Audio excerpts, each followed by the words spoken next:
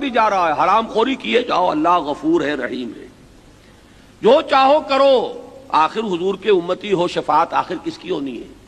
یہ سارا جو ہے چکر یہ شیطانی ہے۔ در حقیقت انسان کو اس درمیان میں اپنی بات لے کر چلنی چاہیے۔ اسی لیے فرمایا کہ یہاں سے یہاں تک اب یہ 5 الفاظ نوٹ کر لیجئے۔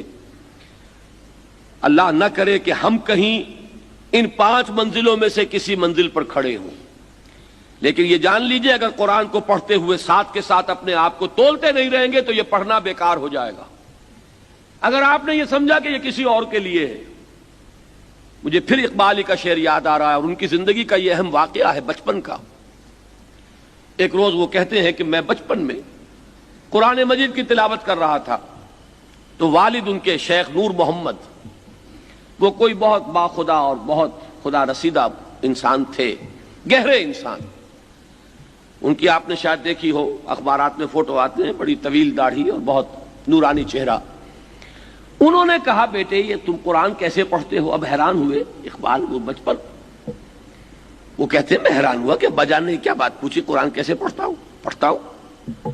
پھر کہا والد نے کہ بیٹے قرآن ایسے پڑھا کرو، یوں محسوس کرتے ہوئے کہ جیسے یہ تم پر نازل ہو رہا ہے، اس کے مخاطب تم ہو، اس کا ایک ایک لفظ اللہ خطاب فرما رہا ہے اور تم ہو اس کے مخاطب۔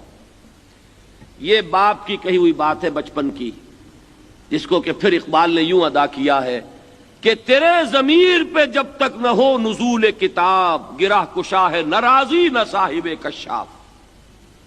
اگر تم نے اس کی لغوی بحثیں اور اس کی نحوی بحثیں اور فلاں لفظ فلاں سے جگہ اور وہاں سے یہاں آ گیا اور فلاں آیت کے بارے میں فلاں